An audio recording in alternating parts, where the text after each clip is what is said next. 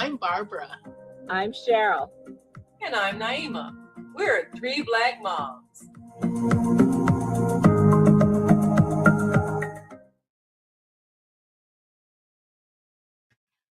You know, they always say that the best time to make friends is when you're in school.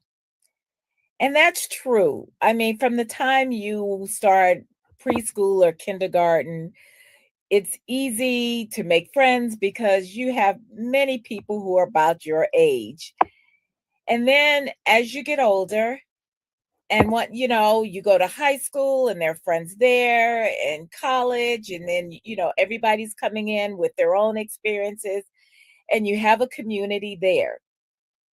And sometimes, if you're lucky, you will get a job where you also kind of build a little bit of a community.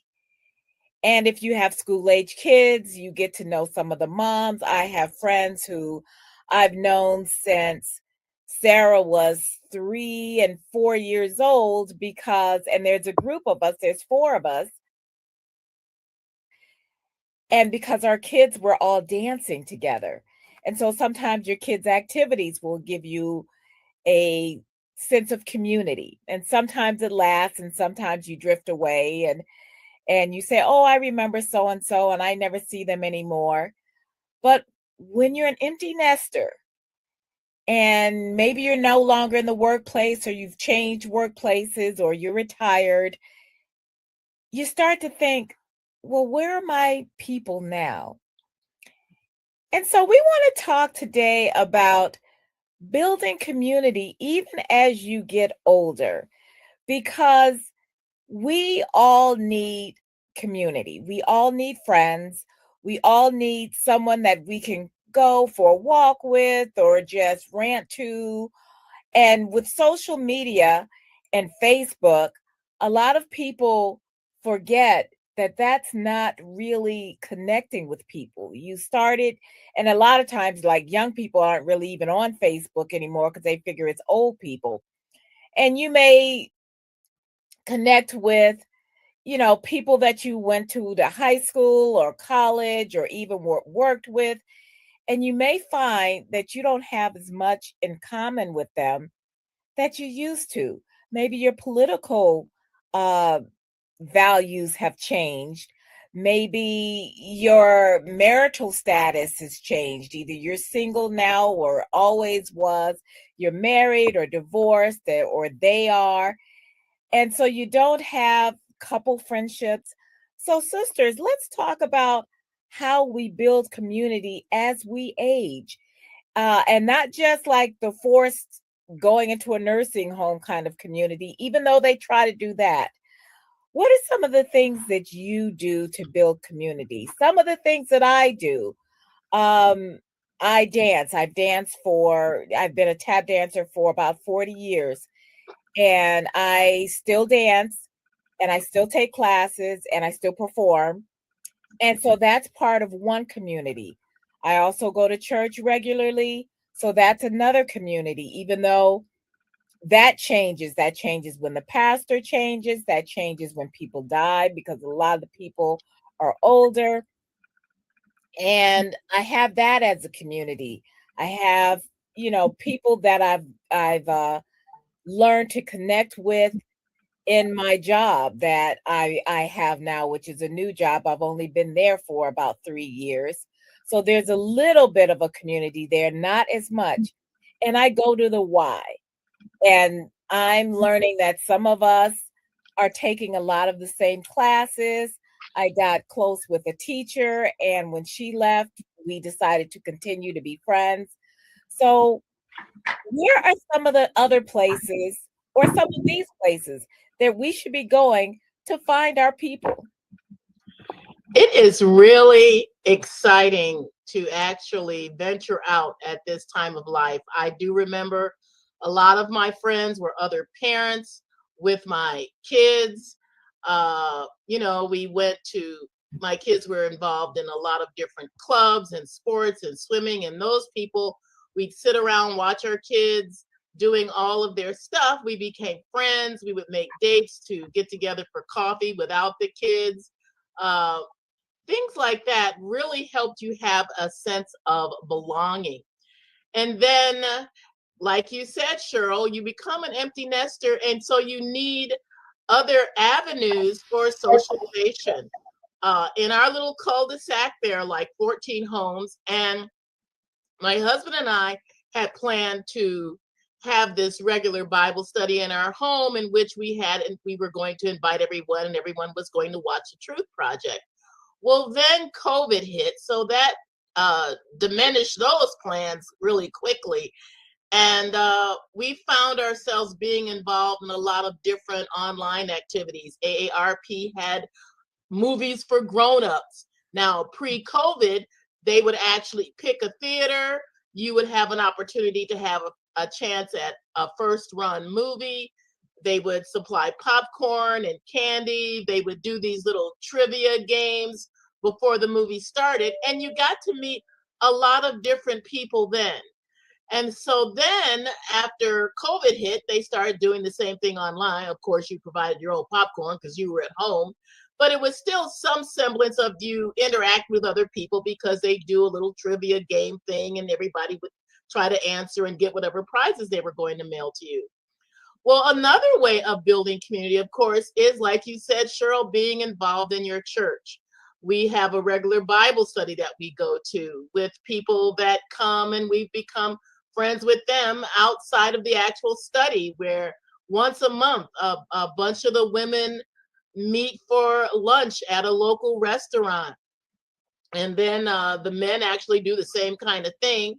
And then there are other activities, like you were saying, Cheryl, going to the Y. If you are involved in some kind of class, you meet all the same people all the time, and you start to develop friendships with those people. I have found it really unique and different because I left Chicago and moved down here, where it was like starting all over. You know, I had my home base, I had my friends, I had the people I did stuff with, I had people that I called up, you know, regularly, and we would get together and hang out. And then that all changed. I found that becoming involved in Bible study fellowship was really a lot of fun. And the thing that made it exciting was it was like I found my place again with people. Now, I am a shepherd. I'm like shepherding 12 other women, and they're not old women. Some of them are in their 40s, some are in their 50s, but we regularly get together for food, fellowship, fun, singing, stories, and there is a connection that we have because we're sharing things about ourselves that may be confidential, and it stays in-house. So you have different groups of people that you're building community with, and you have a fellowship with, and you have a kinship with. Those things are very valuable, and they can only be done in person. I mean, I love social media. I usually use that just to keep up with people, to find out what they're doing and where they're at if I haven't heard from them in a long time. But building community is all about interacting with people on a personal level and growing together, even if you're starting over in a new neighborhood. That's probably one of the most difficult things for Right. seniors. If you have lived someplace your whole life and then things change in your life, you know, a spouse passes away, or your children grow up, all kinds of things. And I've met people who are seniors who have had to start over. They maybe have moved to a different city. They don't know anybody. And that's when it's really hard. And also what's challenging is if you've spent your whole life building your social network around your children, and we all did this, you make friends with people because your children are friends, and then you get together, you go to your sports events with your children, and your music recitals and for your children, and all these things where you have built a network of parents that are around your children's activities. But then when your children grow up and leave and get their own lives, you don't have a reason to still hang around these people. And usually you don't, because their lives have gone another direction as well. And so it can be really a very lonely time unless you aggressively, like you all have said, go out and find things, because people forget to call and see how you're doing. And if you've got any kind of health challenge where you can't physically get out, that can really keep you isolated. During COVID, so many things were online, but there also were a lot of seniors that were not internet savvy, maybe didn't have a computer, didn't know how to work a cell phone, all kinds of stuff. So they really didn't have, yeah, they didn't have that interaction even on a screen. And so if you don't have some type of organization that you're active with before you get older that isn't connected to your children, you really should get involved now, whether it's a bowling league, or even, I got a friend that she religiously goes and plays bid whist with her card. Yeah. Friends. You got to have something. You got to have people that you gather with on a regular basis that keep up with you, that will care if you are show up a long time. Yeah, if you don't show up, especially if you got to the point where you do live alone because your children are gone, they got their own families, and you may see them on holidays, but other than that, everybody's into their own life. So if you don't have a group of people that see you on a regular basis, weekly or a couple of times a week or a couple of times a month or whatever it is, find something that you can get involved with. And it's so somebody knows that you're okay. Yes, and this is what's interesting, is because what is today? Oh, okay. A couple of days ago, I had lunch with a friend that we used to work together at my last newspaper job, and I hadn't seen him for a while. And we had always said, okay, we would, try to keep up. And so I texted him. I said, it's time to, get together. And we just sit and we have an okay to, slightly mediocre meal. And we spend most of the time talking. But the thing is that sometimes you can't be the one, even if you're an introvert, because if you're an extrovert, it's easier for you. But sometimes, we're, even some of us who present as extroverts, we're really introverts. Yeah. And you have to really, bite the bullet and say, I haven't heard from so-and-so in a while. Oh, they never call me. Well, the phone you're into. Works two ways, yeah. Sometimes if you don't feel like, oh, I don't want to intrude on them, or call them and say, is this a bad time? Text them. And texting is the best thing. That's the new way of communication. It's a new way, but it's also a good way because it kind of keeps you from catching someone like when they're out, or they're out doing something, or they're with other people and they can't really talk. And then you start feeling some kind of way because you feel like, oh, okay, I'm going to bother them. And they'll say, let me call you back. And then they forget because they were in the middle of something else. Yeah. Text them. You may not hear from them for a while. And then, text them again and say, oh, I don't know, because everybody doesn't, answer their text right away. Some of us do, but some of us, it may be days before you hear from them again. But at least let them know, I'm thinking about you. We haven't seen each other for a while. How are you doing? And that's also and if you're an introvert, that's also kind of a way for you to kind of dip your toe in the water a little bit, because, we want to be around people who want to be around us. And it doesn't have to be a lot of people. My best friend and we get together once a month. We catch up. But the reason why we started doing that, we've been doing that for a few years now. But the reason why we started doing that, because after we no longer worked in the same place, we had gotten to the point of we wouldn't pick up the phone even. You were just more or less Christmas cards, every year you're going, oh yeah, we need to get together. And finally I said, oh, this is just stupid. So let's just do it. Let's just set a day and do it. Yeah. And then now it's a standing thing. And sometimes you have to do that. You have to literally make a date. And when you sit down with that person for lunch or whatever before you leave. Say, okay, let's make a date on when we could possibly get together again. This And again. if we have Yeah. to change it, that's fine.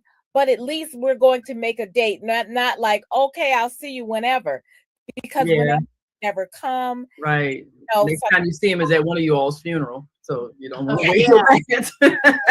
You know, I have found that working out and meeting people is a good place, but also the library, you know, that almost is a lost art where people don't remember that there are book clubs that happen at Yeah. libraries, Yeah. not just trainings for different kinds of things like learning the technology or learning how to do research.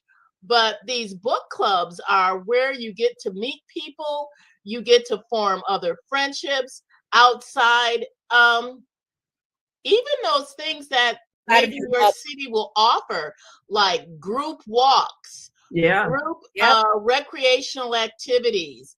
These are things, and it's very easy to find in your own city. Different, I know, like here, every year they'll have like the art walk, and they've done some improvements on making people's works available. There are different festivals that are easy, that are small neighborhood festivals. Not if you're the kind of person that doesn't want to be around big crowds of people, like go downtown in Chicago on 4th of July weekend, that might be too much for you. But Yeah. small neighborhood events are great gatherings. Yard sales and garage sales are great gatherings. And you could be just the kind of person that gets around and you're out walking your dog. Do you know how many people are out walking their dogs the same time you are? All Usually people know the names of the dogs and not the names of the people. But Yeah. it's Yes. to meet friends who have the same kind of likes that you do and form friendships that are lasting. Yeah, I think that's one of the things people can do. Get out for a walk, and hopefully you have a neighborhood that you feel safe walking in, because a lot of times that's one of the things that seniors will hesitate if they don't feel safe. But ideally, you can find a safe place. Yeah, but safe also means a lot of things. Safe also, not just worried about crime or being accosted or harassed. Sometimes you don't feel safe because there isn't a good sidewalk or a safe, way for you to walk. Like in Boston, we just did a whole section in my class on disability and people who have mobility issues and how hard it is to get around Boston because of the cobblestones and the brick sidewalks and Don't uneven. wear heels on those kind of Oh, sidewalks. yeah, tell me about it. I learned the hard way. But so sometimes safety, it's also mobility and just so there are a lot of things with going out and finding your community. Now in our church, we're going to be trying to do this thing where we would show movies and for a small donation, Mhm. and that's to bring in the community so that say, okay, we'll start with seniors and we'll say, okay, let's do a movie matinee and, come in and, $2 donation and we'll provide the popcorn and, those kind of things. So if you have groups that are willing to do that, or maybe if you belong, because not everybody is religious, not everybody belongs to church, even though for us, with the dinners that we do at church and the different, uh, different sales and things that they do. We have a thrift store. We have, they do dinners like Mother's Day dinner and all other kind of dinners, St. Patrick's Day. And that's for the community. That's not necessarily just for church people. It's never just for church people, in fact. But if you have those kind of gatherings, different, function halls, maybe there are these different groups where you can say, hey, you know what might be fun for us to have a watch party for the Super Bowl or a watch party for the March Madness or anything that can get people out, because people are lonely. And that's Yeah. what we want to talk about, is the fact that it's not just getting out to spend money, but people are very lonely. They're more isolated than they were before COVID. And now since COVID, and because you're always worried now about, viruses and things, and and the political climate right now, people don't feel as safe that way. So, we have to address the fact that a lot of times when people get older, or even younger people, but younger people have different resources because we have so much for activities or movies or things that we can do for young people. Dances are great for older people too. If you can get a group to say, hey, let's have a dance, but learn line dancing. Yeah. There's a lot of things that we can do as older people to be active and to keep active, because being socially active helps your brain development. It helps you stave off a lot of health concerns, both mentally and physically. And we have to really start thinking about, who haven't I called in a while that I need to talk to? And Something else, don't be afraid to step out of your comfort zone a little bit. yes. I know what we do once a month, we go and visit our friends at the mosque. They have an open house, they have a dinner, they have a presentation. We have been doing this for about 5 years now. We have become friends with our Muslim neighbors. We have learned some of their customs. We have learned how to interact on different levels of information, conversation. We have actually become friends. And it takes away the stigma of fear if you can go and be with people that are not like you. There is so much, a lot of that fear comes from reading into that crazy social media that feeds on that kind of stuff, that kind of stimulates anger in people by bringing up our differences instead of being willing to coalesce around the things that make us alike. And so why I've also done is gotten involved with the young people on the college campus. Now, I know we're involved in campus ministry, but this is another opportunity to bridge the gap of youth. No, I don't know everything about pop culture, but I'm learning, and I have learned how to be the kind of person who can speak into young people's lives who really are searching for some kind of meaning. You have no idea how college students, they're not all like knowing what they want to do. Some of them, they need to hear some of the wisdom of an older person that's not their own mother or father, because maybe they don't listen to their folks, but they might listen to you and the things that you have to offer. That is true. And it's good to have. We are baby boomers. Mm-hmm. And Barbara and Naima, your children are millennials. Mm-hmm. Gen Zer. Mm-hmm. So, and a lot of them have different concerns, even from the millennials, about, their college loans. What are they going to do afterward? And you have to tell them, with the wisdom that you have gleaned through your years, is what you want to do at 20, 21, 22 isn't who you need to be for the rest of your life. Now, when we were all in college, you went to college, you studied this one thing, and that was the one thing that you were going that was your life forever. But it took years of us realizing, you're not even going to be the same person in 10 years. Every 10 years, you're going to be a whole different person anyway. You're hopefully wiser. Actually, even physically, every 7 years, your body regenerates. So you don't have all the same cells anymore. So, and telling them and being able to tell someone, do what you want to do now. Don't look for your dream job out of college. Look for your first job. Right. And that job could actually change the direction of your life, depending on your experience. Exactly. I never would have thought coming out of college that my last job, because this is going to be my last job, I hope, is what would be teaching. Yeah. And I never thought that I would be on a college campus with all of these young people that could be my grandchildren. But you never know. Invigorating. It's invigorating. And that's another thing. I think it's important for seniors to stay connected with young people. Because a lot of A lot Have of us friends who never are had younger children. than you. Yes, Have friends who are younger than you. yes. I'm the oldest in my friend group of the four of us who, whose kids all danced for years. I'm the Mm-hmm. oldest one because I had Sarah old. So I was old when I had, but we're all still close. But they're saying, "Oh no, there's no way that you're that." Yeah, I am. I think I'm like 10 years older. I'm more than 10 years older than the next oldest. They So always think you're the same age that they are anyway, because you're running with them. exactly. But it's also important to have people who are younger. In my tap class, because we have a mix. We have people who are right out of college, right out of grad school, and then we have college students.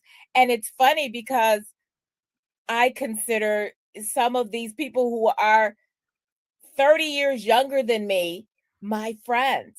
But because we have that common shared community, it Yeah. works. And we Yeah. can't just be around all old people, because how all we do is talk about how bad we have it. Oh. How something hurt, broke. Do not be around that old energy. That will kill you. You have to be around people who are vibrant and lively, because there's no reason to age. Have the old lady talk, or the old man talk. Oh, my friend who's Talking about their latest operation. And he says to me, my friend says to me, this is like whack-a-mole. Every time something else, I get better on one thing, something else hurts or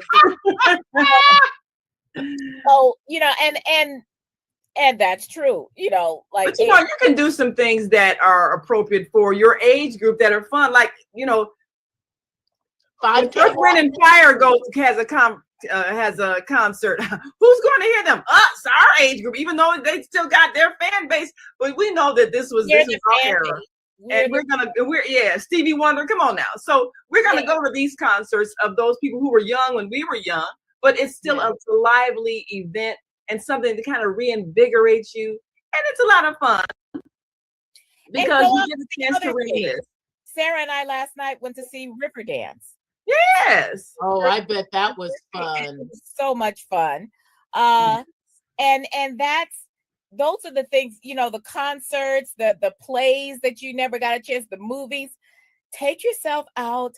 And I'm gonna tell you, even if you got to go by yourself, because we did that whole show about not going to movies with Black people, but they too loud. They too loud. They got to talk all the way through the movie. And we used to be those people.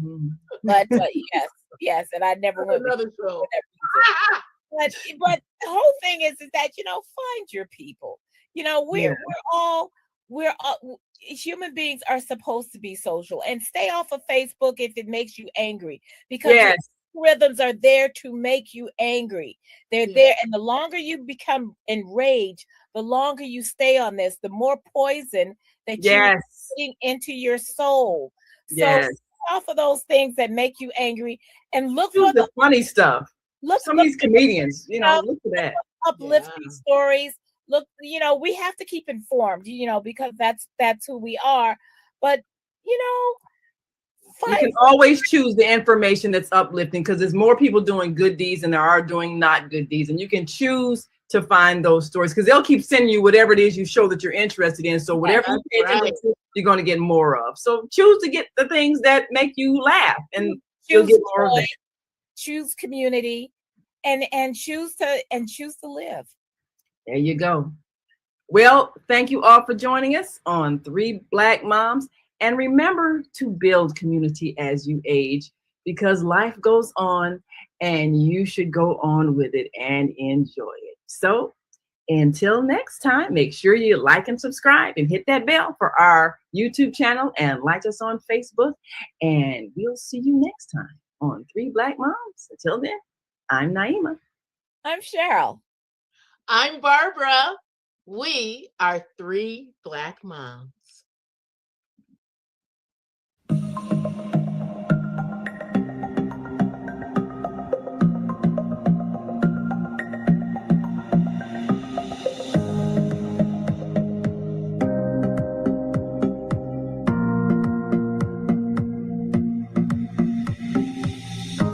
Hi, I'm Barbara. Barbara. I'm Cheryl. And I'm Naima. We're 3 Black Moms.